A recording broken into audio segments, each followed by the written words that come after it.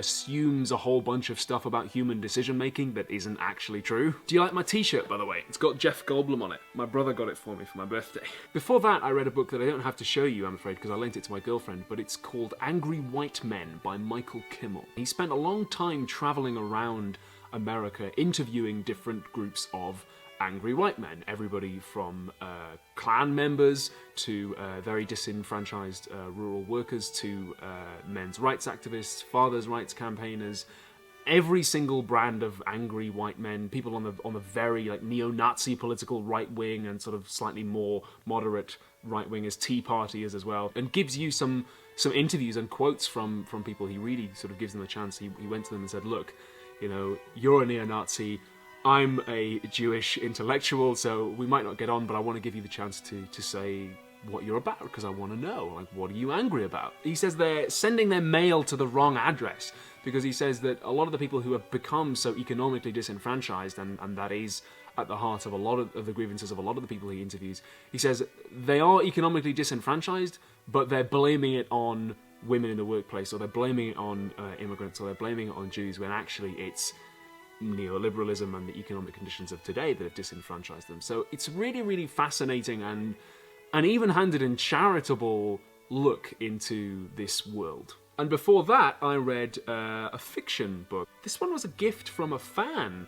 I think. Yeah, it was. It was a gift from Oliver in Germany, who saw it on my Amazon wishlist, and he sent me some Amazon book vouchers as a thank you. And in fact, he got me Angry White Men as well. But it's called Beauty Queens. It's about a bunch of girls who are contestants in a national beauty competition, a beauty pageant. And they crash land on a desert island and they have to survive. So the obvious point of comparison is to Lord of the Flies, but it's kind of different because Lord of the Flies was about, spoiler alert, humans being inherently vicious, and the boys, as soon as they get the chance, they turn on each other and they kill each other. But in Beauty Queens, the idea is more that the girls have been taught to be vicious and taught to be cruel to each other and to not cooperate, and it's by being alone on the island and away from the very corporate influences that govern the pageant that they learn to work together. Some of the commentary is a little bit on the nose. I mean, it is written for people younger than me, so it's kind of fine. It's written for tweens and teens. And some of the later stuff that happens when you find out what's really going on the island and what the corporation is really up to kind of starts to read a little bit like an episode of Totally Spies. Not that I know what an episode of Totally Spies would be like, of course. I do be advised there are some tasteful sex scenes in it, so you know, if you're gonna buy it for a niece or a nephew or something, make sure that you scan those parts before somebody gets cross at you. And last but not least, Simone de Beauvoir, Le Deuxième Sexe, which is an incredibly famous book.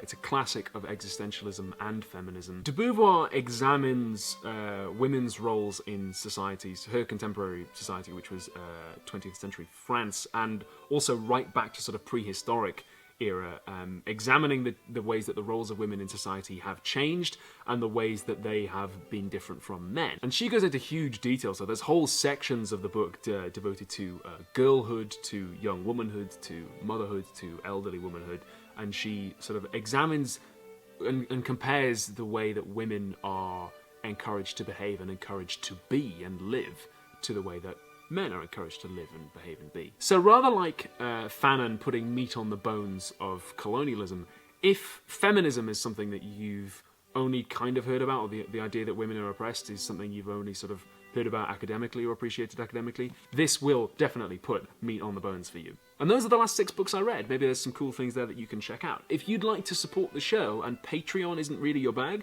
I do have an Amazon wish list of books that you can get from me as a gift. If you wanted to do that, I'll link you to it below. Or as always, you can go to patreon.com/philosophytube and you can help provide me with research materials that way.